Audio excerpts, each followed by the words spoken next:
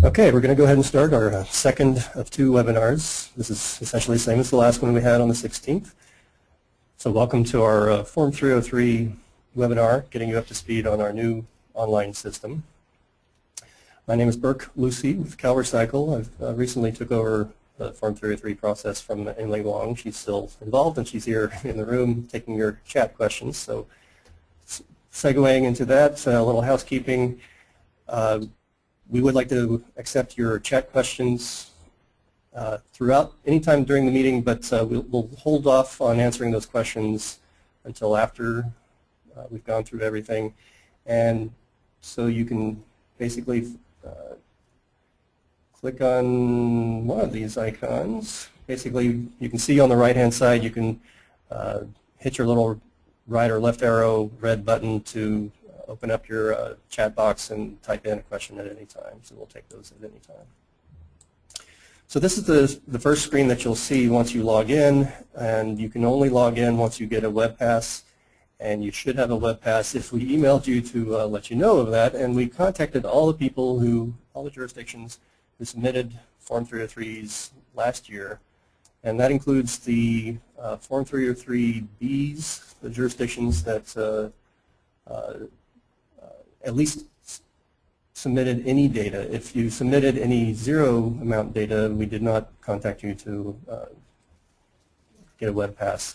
But if you do start to collect information, and if you are on this webinar, please do consider all this information when you do start reporting. So this is a mandated reporting process. The statute does require that jurisdictions report this every year. It is required by October 1st of every year, and we will open up the reporting period August 1st. I just got a comment that my voice is not very clear, so I'll try to do my best to hopefully I'm either too close or too far away from the microphone, so I'll try to keep it clear. So again, once you log in, this is your home page. You'll always have access to the reporting agency information, and Form 303, again, you'll be able to access that August 1st. But just in general, you'll recognize this general format from the EAR, the Electronic Annual Reporting System, if you're connected to that. And if you've seen previews of our new facet system, the online facet system, you'll see that you basically have the main navbar selections on the left-hand side, and you can choose that navbar selection, and then you'll see tabs, kind of subset tabs along here. And again, at any time you can access the reporting agency information and change all this information. So here's a summary of all that information that you can change. The contact info can change, and I'll show you how to do that now. But at first, as an overview, we did provide presentations at our most recent Household Hazardous Waste Information Exchange meetings, and at the ESJPA meeting, most recent one. And so we did take some comments, and if you saw those presentations, we've made a few changes since then. So one of those changes is allowing a secondary contact, and I've just added a secondary and a primary contact as an example, so that the secondary contact is the more like the data entry person. It's the person who has limited access to some of the data, and when they hit submit, it does not go to us. It goes to the primary contact or the program manager. And the default is that they will be the responsible party, or that one person, one of those two, will be the responsible party for submitting the information to CalRecycle. So let me show you that tab. After I show you that, here's the summary of all the reports, which you can also access at any time. So here's the contacts. And let's say I didn't already pre-populate that information. Let's just add a contact now. Let's say you want to add another secondary contact. And you'll enter in all this information. Let's see. Let me just undo that. Thought we had it. Oh, there it is. There's the information for it. If you want to have just a primary contact, I'm backing up here a little bit, but if you want a primary contact who only gets that submittal from the secondary contact, check this box. So that means if you create a secondary contact, they enter the data, they hit submit, it goes to either the primary contact, if you check this box, or the program manager, who is both. The default is you should have program manager and primary contact as the main person in charge right now. So anyway, we were filling out the secondary contact. Imagine we filled out all this, validate it, save it. You'll have a secondary contact here, and that person will have limited access to the Form 303. They'll be able to add program types, collection data, and disposition data, and I'll show you that in a minute. And again, primary contact, if you want the program manager to be separate from the primary contact, as in the one person who's responsible for submitting your household hazardous waste data to CalRecycle every year, you can designate a primary contact separate from the program manager and only have that data optionally sent to the primary contact, and the program manager may not need to see any of this process if you set it that way. But we do need to know who the program manager is by regulation. We just need to have you check that box. So somebody needs to be program manager, somebody needs to be the primary contact. So back up to reports. You can always access past year reports for your jurisdiction or the jurisdictions that you're reporting for. And I should clarify that this year with the new regulations, which did just get accepted actually, we no longer require Form 303A and Form 303B reporting. Now we only require that all the data be reported however you work it out. Essentially, in this example, we have Sacramento, City of Sacramento reporting on behalf of Elk Grove Gulf, unincorporated Sacramento County. If any of those jurisdictions also collect household hazardous waste and want to report that separately, they can. They don't. They just need access through the web pass through this system, and they report it as a separate report. We're not calling it Form 303A or Form 303B. That's all we ask. You can always access the surveys from past years, going back as far as 2004, and you can also upload documents if you like. If anything is related to reports that you've submitted, you can add that document. So that you can access that at any time. And then the heart of it is Form 303 bar selection. And here you can select, again, past years just to look at them. But we're going to go ahead and start a Form 303 for the 2012-2013 period. So I'm going to go ahead and do that. And if you report on behalf of several other jurisdictions, you'll see a selection of those, but in this case we're just doing it for Sacramento. And as a reminder, your deadline is October 1st, and the reporting period that you're reporting for, the 2012-2013 reporting period, is July 1st, last year to June 30th of this year. So kind of a fiscal reporting period. So you can see kind of a checklist of all the requirements you need before you can hit the submit button. And here's the summary of all the main parts of the tabs, the contacts and the participants, or the jurisdictions that you're reporting for. And the first check on this list, well, first let me do a little overview. As I kind of showed you in the summary, you have the contacts in this tab, participants as shown in the summary there below. But you also have programs, as in program types, and you'll recognize collection and disposition from the Excel file that you've probably been filling out in past years. Those were side by side, so now they're two different tabs. And then not required by the this system is the survey. It's not required by regulation, etc. But we do have it. We do really encourage you to fill it out. You can complete the survey, and you can also access past year reports at this tab and add documents just like in the reporting agency navbar selection. So I was getting to this area, but let's see. First, you have to edit. And now you can start changing information like contractor name, not required. You can see the asterisks are the fields that are required. So if you have a contractor name, we encourage you to add that. But what is required is the number of participating households. And let's just throw in a fictional number.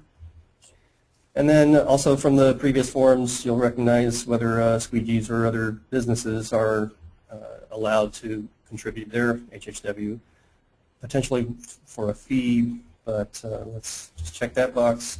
And we had a question in the last webinar, how do you report that? Is it combined or is it a separate report of some kind? And basically you take all the hazardous waste from households and all from the squeegees, etc., combine it all per category and add that to the collection and disposition areas. So we ask that you add them together ahead of time. So once you've added the participating households, then we've added something new in the new system. We'd like to drill down to be able to know how you're counting that. So in other words, if you're, especially for a participating permanent facility, if you are counting it by the number of vehicles that come through your door, through your drive-through every year, that's one thing. But if you track those vehicles based on the address they represent, you might have 2 vehicles for one household come during the year. And so if you count it by vehicle, that would be 2, and if by address, you would count it as 1.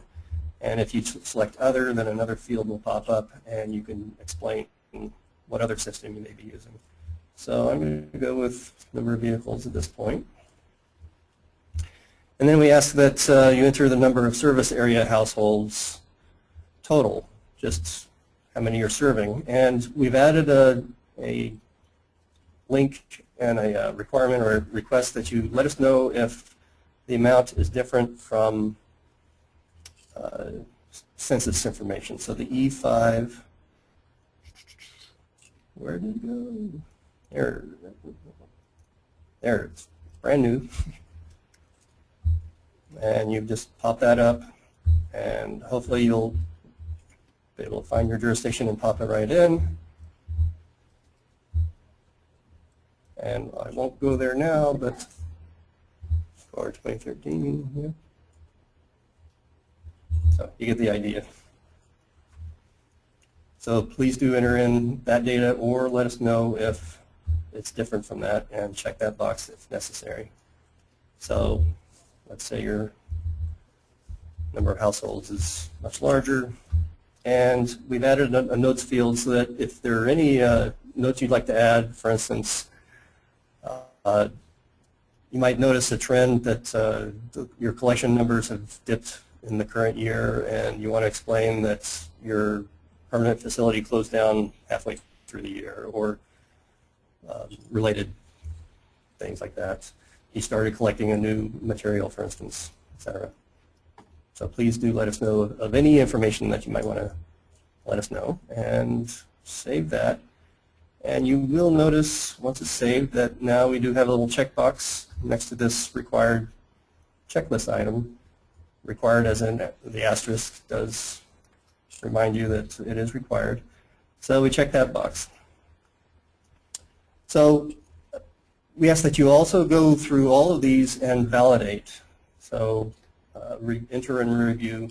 At the very least, you will see on the Contacts tab your contact information is pre-populated, and we just ask that you validate that, yes, that's your title, yes, your name, your etc. And scroll down, if I can get it to scroll up. I've suddenly locked up. That's not good. Let's see. Okay, here's something I wanted to show you later. There it goes. Okay, close that. Now we're back. Scroll down. So we ask that you edit and validate all this information. You won't get the little checkbox on the summary page. You won't be able to access the submit button until you do. So please check the validate box, save that if everything is good, and you'll see if you go back to the summary page, summary tab, that you've completed that checkbox item. So basically you're going through all of these.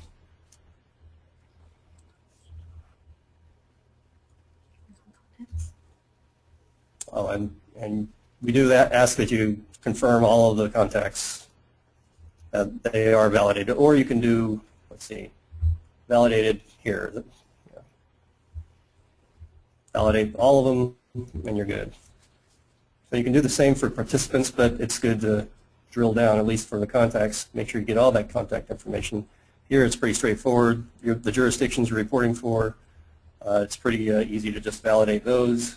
You can add a participating jurisdiction if you're reporting on their behalf and choose from any of them, all the above, save that, and you can go back to the participants tab and see that we've added that, so it's that easy, and validate that, and go back to the Form 33 summary tab, and you have your checkbox checked, and then you can move on to programs, in other words, program types. So here, let me show you the selection you have. Here's just a few. I'll show you all the types that you can enter in. We'll add a new one. So all of these are your options. Let's say you're considering doing a curbside program. The description and EPA ID is not required, but on a permanent, let's say, the EPA ID is required, so you'll see the asterisk for that required information. But if it's, and you'll see the fields pop up for all that contact information. Validate that at the bottom of the screen. And again, curbside, it's just curbside if you want it to be. Let's say validated. Save that. Okay. Should I miss anything on that? Oh, if you do have temporary programs, if you are going to have any events, we do ask that you have a EPA ID specific to that event, and you save that. So 5, 6, 7, 9.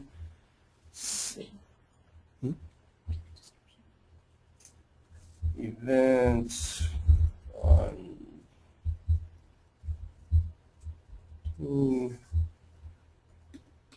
save that, and let's go back. We'll see that in the list.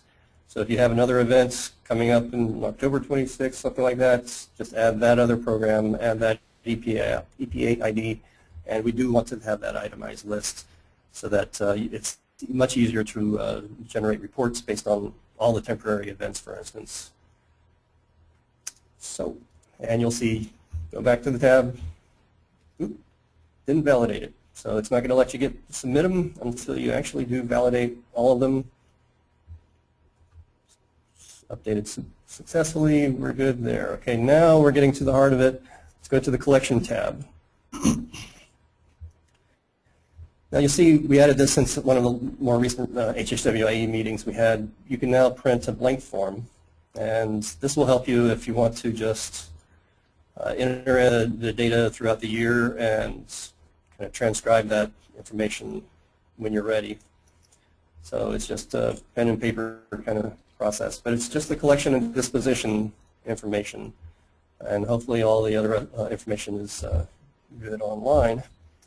So all you need to do is click Edit, and you can add another column if you like. Let's say you have a retail program, for instance. Retail, click Add. Oop, I already had a retail. Let's see if it, yeah. smart enough to tell me that I've already created one. So let's close that out. Show you how easy that is. Now you're back to no other columns. Let's add back in. Made a mistake. Just add it. And it's already added. Now you can easily start putting in some numbers. Just hit tab. Keep hitting tab as you go along. It's pretty straightforward. It's even smart enough to tell you if you enter in numbers and you accidentally put in a letter. Here's, I put in an L, but let's make it more clear. Put in a G, hit save, and it must be in numeric pounds, not LG, LB, whatever. So let's save that. Okay. Go back to edit. Now let's say you have oil-based paints collected in pounds. Or let's see, yeah, let's do that. Click on the little icon and that will take you up to this conversion option. If you collect it in gallons, you can just select gallons and it'll tell you the conversion, which is the generally accepted number. So let's say we collected 20 pounds or 20 gallons of oil-based paints at 10 pounds a gallon. That's 200, and it'll automatically put that number in for you. So the other little fun icon you can work with is adding another row.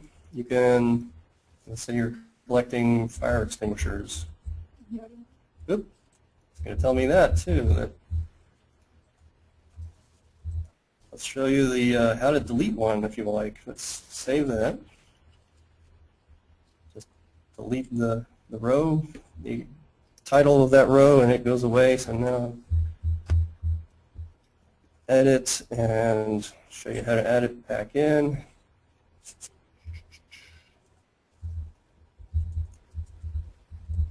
Ensures. So you have to click the icon to actually add that so that it adds another row. So now you have fire extinguishers, and now you can add in another row if you like. And let's say we collected 10 pounds of fire extinguishers, not a whole lot. And let's hit save.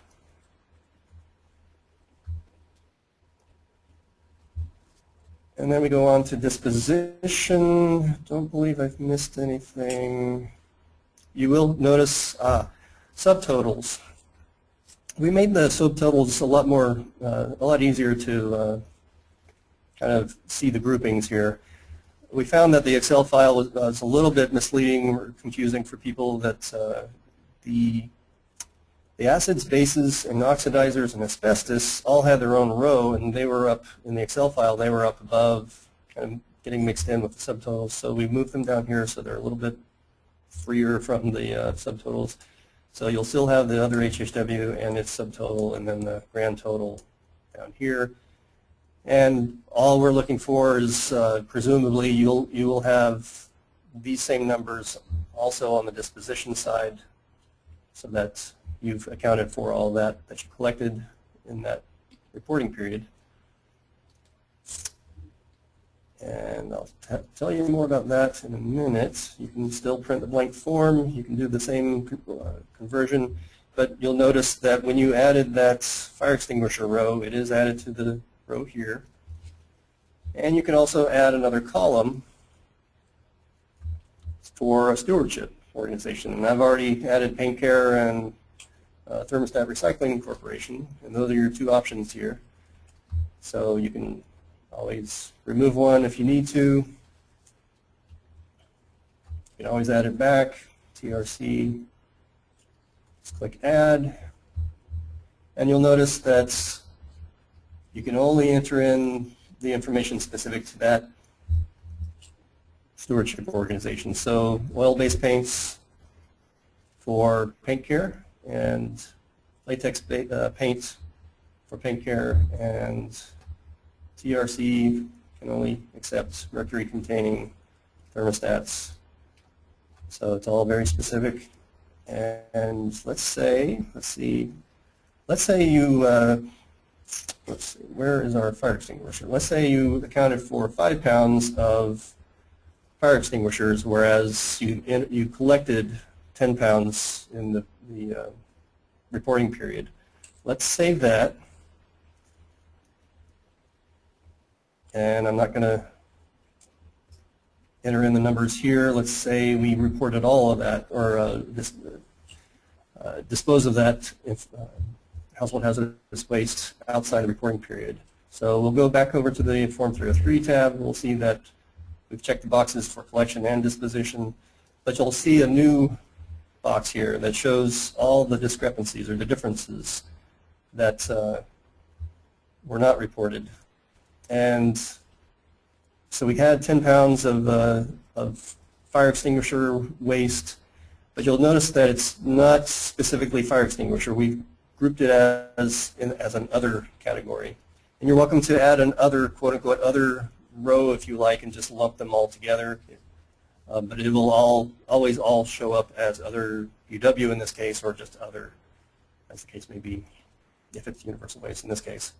But if there's a disposition discrepancy, we just ask that you're aware of that, and it may help to add a note saying we disposed of that outside of the reporting period, for instance, that kind of thing.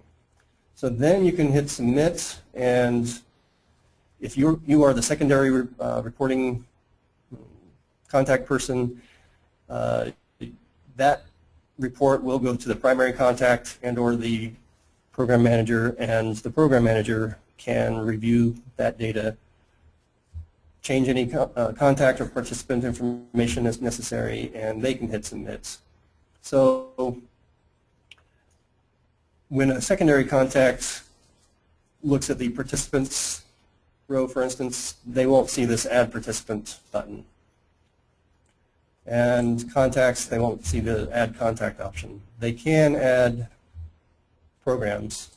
So if you have a contractor, for instance, who you want to have as a secondary contact with limited access, who can't submit your final report to CalRecycle, they will be able to add, let's say they have a mobile program, they can add it themselves. But otherwise, they can add programs, collection, type, and disposition, but that's about it. Now, you can always, we do ask that you add survey information. It's just the next one on the row. It's not mandatory, but this really does help in all the reporting that we hopefully help you in understanding how much costs are affecting you. So bottom line, we really do encourage you to fill out this survey. I'm going to cancel this. You can, as usual, you can access reports at any time from past years, and you can upload documents if needed. So again, on the summary page, you have checked all the boxes, and you can now submit the form.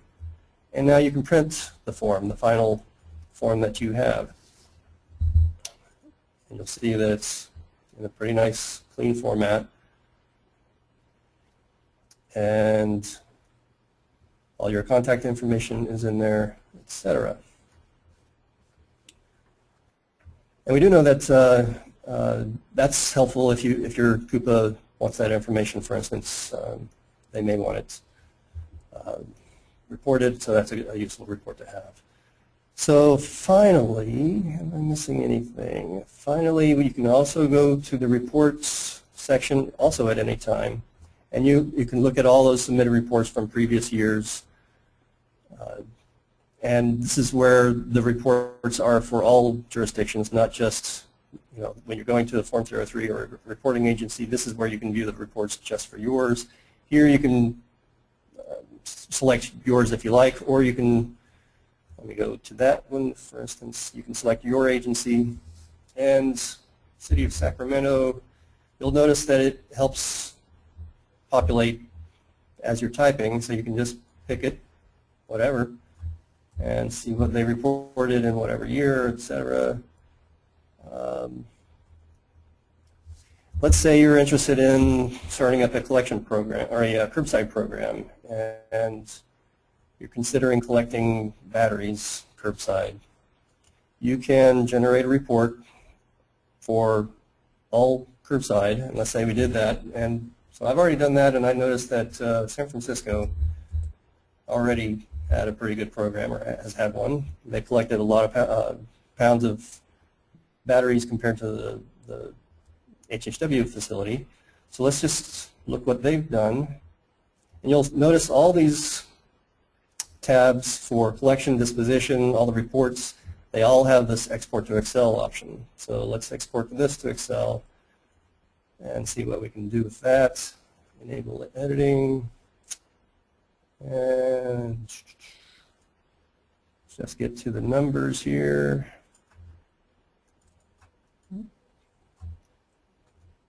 Columns. So here we can see that over the years when they started their collection program, they've increased the amount and they've collected up to 50,000 or more pounds in the last couple of years. And that's compared to 5,000 at their HHW facilities, which I looked at from another report. So that gives you an idea of, how you might want to compare, or what kind of costs you might expect if you started a program, for instance. But all the more reason we really encourage you to complete the survey information so that we all get an understanding of what kind of costs might be involved. So disposition data, very similar. You have a large selection of where things are going, what types of materials are going where. Let's say landfills, how much latex paint is going to the landfill, pick a jurisdiction, etc. So you have a lot of options. This is all pretty public information, so that you should expect us to report this on our website regardless. But we're looking at the option of providing direct access to this information on our website, but that's more down the road, more of on our wish list at this point. So let's make sure we've answered all the questions. Online. Again, you do not have access to the Form 303 today. We will open that up August 1st. So we welcome you to, if you have your WebPass, we welcome you to search around and see what you can do, update your contact information, etc. Looking at some of the questions from our last webinar, do you add the name of each city you collect and report for as participant? Yes. We will have the Q&As from our last webinar on our website soon, and let's see. That will, all the jurisdictions that have been notified about this webinar will also get that information. For programs, participants, talked about unincorporated. That's a specific category that you can choose unincorporated or countywide as your option. You're welcome to change that as necessary. Any other? We have a lot of chat questions. So, paint care. There's one question from last time. That's question is whether paint care. Oops, I was already there. Whether paint care already reports this information. So, do you have to report it anyway if they're already reporting it? And the answer was they report, I believe, October 1st every year. But their information is not necessarily going to be the same as your information. Their retail boundaries or collection boundaries may not be the same as your jurisdiction boundaries. They will likely report it in the aggregate. So you can report it specifically for your jurisdiction, and we ask that you either weigh the amount that you hand off to paint care or use your bill of lading to get those pounds and enter in that information as needed. Another issue was we asked that if you are, for instance, entering in, let's say, sharps that you're collecting,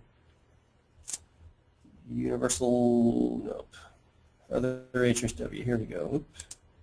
Now I'm thinking of lamps. Lamps is a good example where it's one that has multiple conversion factors. And I'll show you that here. You can choose any of these. let's say you have your own numbers in terms of certain CFL bulbs, and then you also have tubes at different lengths.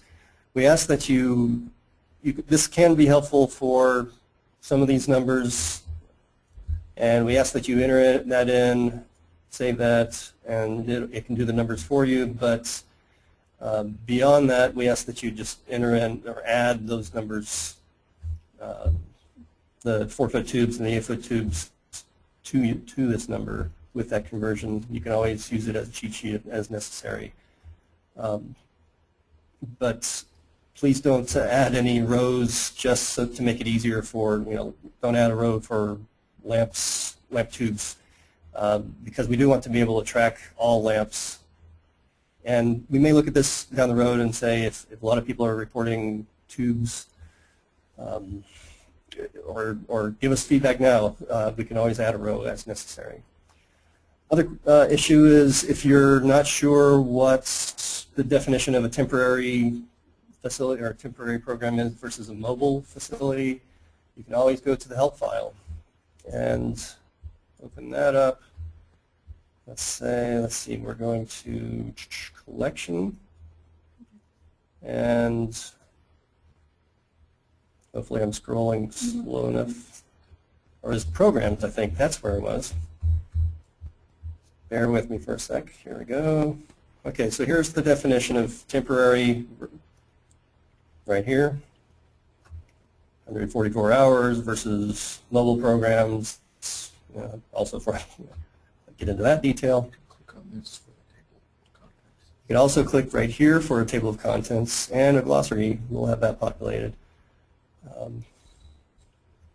But also, if you're not sure if you're collecting oil, whether you should be reporting that, here's a helpful note that if you have oil collected as part of a CalRecycle block grant, then you should not be reporting that as part of this, since it is reported separately on another CalRecycle form. So we'll have the link to this, a direct link to this whole file on our website coming soon, but you're welcome to click on these selections, page numbers, etc., or you can drill down here at any time. So, make sure I've answered all the questions. Issued definitions. Will historic participants, individual cities, receive a notification to submit a 303 form if a regional program has submitted a regional 303 form in the past? Yes, I believe I said that we have contacted all jurisdictions that reported in the past, even the Form 303B jurisdictions, if they've reported actual data, not just zeroed out forms. And zeroed out forms are, just to reiterate, they are not required anymore since the new regulations passed. So if you don't collect it, don't worry about it. Don't submit anything to us. Would you like? I'm going to hand this over to Emily, and she is going to cover all the chat questions beyond this. Hi, folks. So we have a number of chat questions that have come in, and I'm going to run down the line really quick. And if there's anything that I don't answer right now, or have, if I miss one along the way, or if you have one separately, we are going to post the questions and answers from this webinar, as well as the ones from last webinar, all on that Form 303 main page. So I'll just start from the top. Does the new online format include product stewardship programs such as TRC or Paint Care? And the answer to that is yes, it does include both of them, and the disposition, you can add them and then as a new steward, as Burke is showing us right now. Our next question is, if I have a web pass for another CalRecycle application, will it work for this application? If you already have a web pass with CalRecycle, we do need to send you an invite just so that you get that web pass gets granted permissions to access the database, but you won't have to sign up for a new web pass. You just will be granted new permissions via that same web pass you already have. Next question. Did you say that one can only log in unless we've been emailed a web pass? Does that mean that if we haven't been emailed a web pass, we're no longer required to fill out the 303? If you weren't emailed a web pass, that means that you were not listed as the primary contact for a 303A, or you were not listed as, or you were submitting a 303B with a 0 for all the volume reporting. If the latter is the case, that means that you probably had some other jurisdiction reporting other quantities for you, and as long as somebody else is reporting on your behalf, you do not need to submit a separate 303 report on your own. But it could be the case that maybe it was a new contact or something, you're new into the position, in which case, but your jurisdiction is still collecting household hazardous waste, in which case you would still need to report for those materials that you're collecting. If no one else is reporting it for you, you need to make sure that you're reporting it. So please just make sure that somebody is reporting on your behalf if you are not doing it yourself.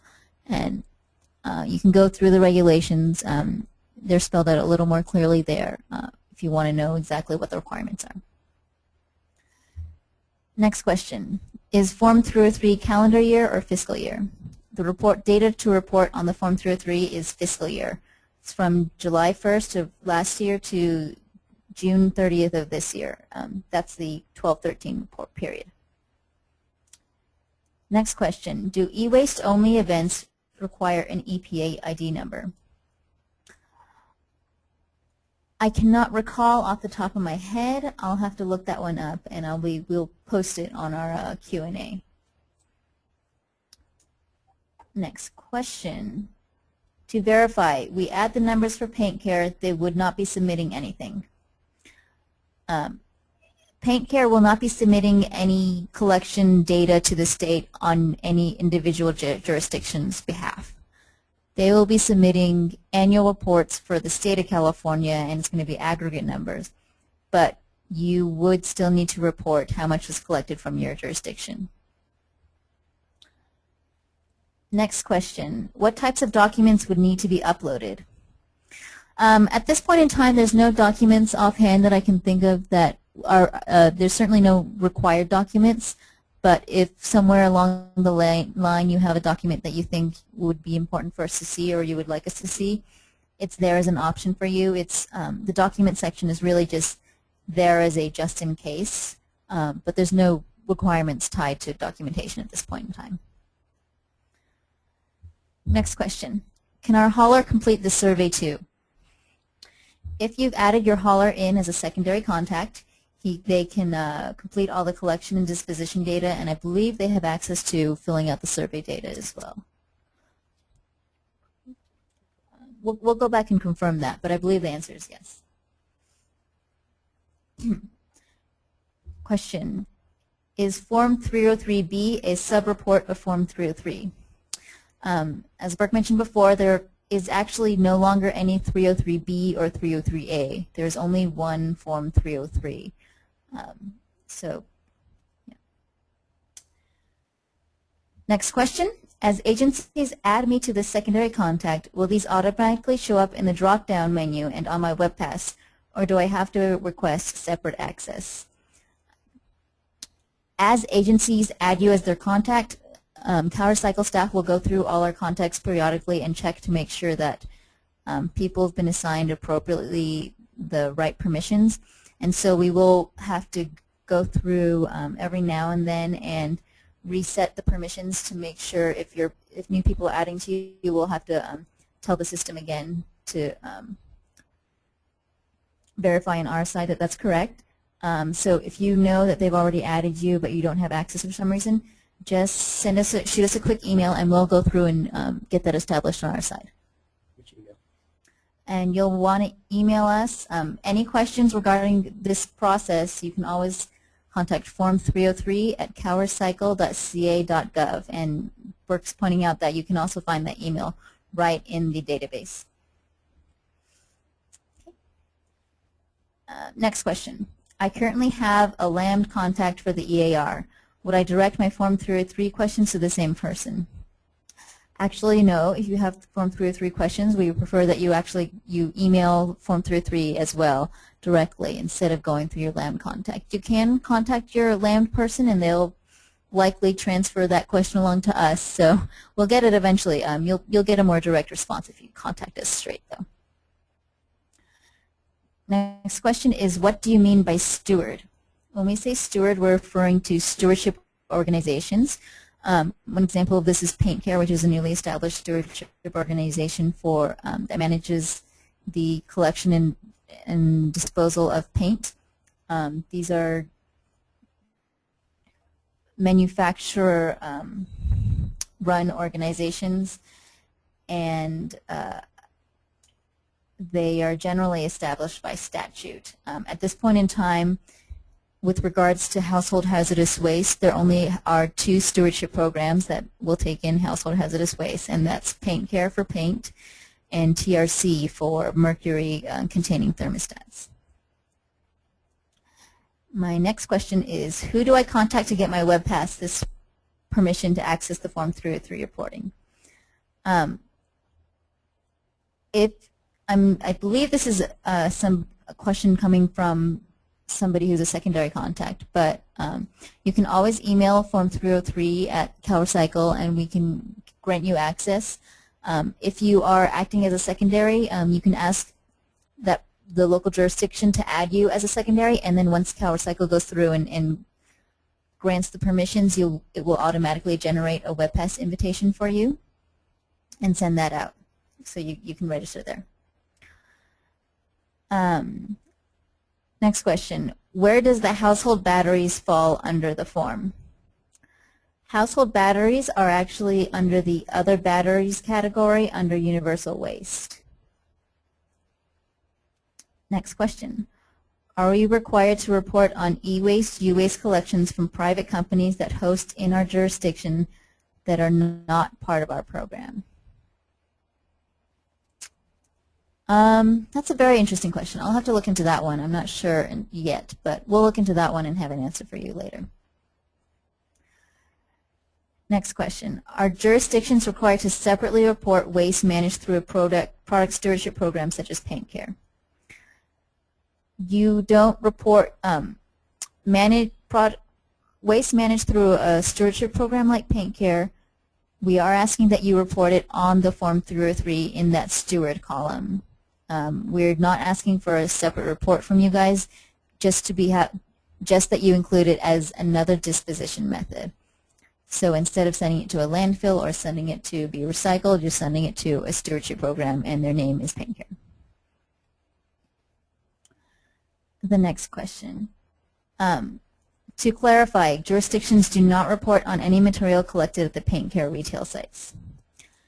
That's correct. You're only reporting on material that comes through your program and through your, and if Paint Care is managing paint at various retail sites, you are not responsible for reporting on their behalf, only if it comes through your program. And the last question, do we know, if we know we need our haulers and subcontractors to be added, should the jurisdictions contact CalRecycle or can they? As a jurisdiction, you can add them yourself by going straight to the contacts and then adding a contact as a secondary. So you can do that directly. They may not be granted permission until somebody from CalRecycle has to verify it, but you can go ahead and add it, and we'll go in periodically and send out and validate all those people so that they'll get their web passes. But you can do it through simply adding somebody as a secondary contact on the database, and you can do that right now. You don't have to wait until the August 1st opening date. And that is all the questions that I'm seeing right now. Oh, wait. Okay. I do see a request for a web pass invite, and we'll look into that, making sure that whoever sent that request will make sure that you get the invite. And I'm going to pass it back to Burke now. Okay, thanks, Emily. And going through my list of questions from the last webinar, I noticed there's one other one. Somebody asked if we have a Sharps program in which we provide our residents with prepaid mail-in boxes. Do we need to report those numbers as well? And a leading provider of mailback envelopes, at least for pharmaceuticals, I know, has mailback envelopes and provides data to jurisdictions for the total pounds collected in a certain period. So if your Sharps mailback program provider can provide that kind of data for Sharps, that's with pharmaceuticals in this case, we do ask that you do report that information, and you can even add a new column if you like for mailback. So that is it. 2 more questions. I'm going to hand it back over to Emily. Yeah. All right, here's another question. Can the primary contact be a subcontractor? At this point in time, we would like all the primary contact to be an actual local jurisdiction representative and not a contractor, as it is the responsibility of the local jurisdiction to be the entity submitting the information. We think it's more appropriate for that those jurisdictions to be the primary contacts. Next question, if we need assistance with filling out the Form 303, where can we get assistance? You can email Form 303, ask us to give you a call sometime, and we'll give you a call and we'll be able to help you out, or you can just ask your question in the email and we'll respond to your question there. We're happy to help at any time with any issues you may have filling out the form.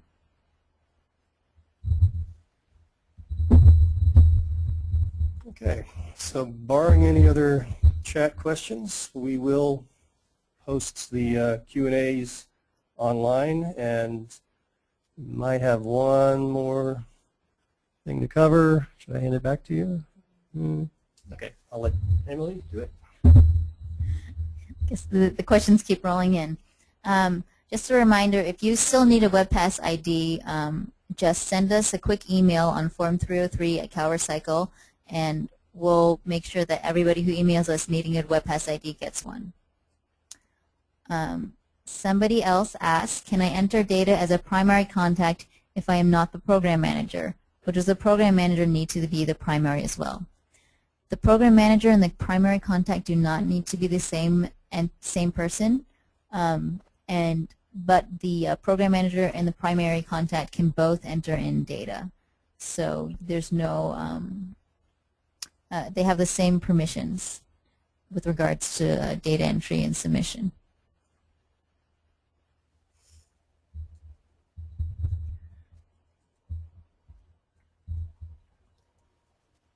I think Burke is signing in as a secondary contact real quick just to show you what things look like. Just real quick, I think we might have had a question, on the survey, whether the secondary contact can complete the survey, and it looks like you can. So you can save that. In this case, I'll cancel it, but you can see for yourself. You can do programs, you can add program, but you'll see that you cannot add any participants and cannot add the contacts like we had before.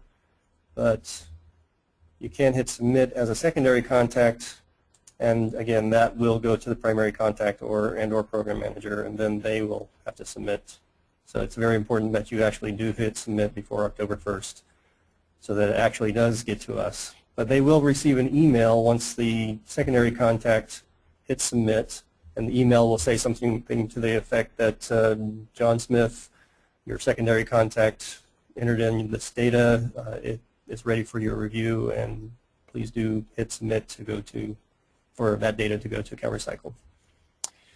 So with that, I think we're about ready to wrap it up. Filled our full hour, and again, we'll have the Q&As online. We'll have a recording of most likely this webinar on our website coming soon, and we will contact everybody via the same email contacts, Form 303, listserv, etc., HHWIE, Yahoo listserv, and let everybody know when all this information is available online, and you will get the same kind of contact when the time comes for August 1st, when you will have the reporting period open so that you can enter all this data. So thanks for joining us, and we'll sign out now.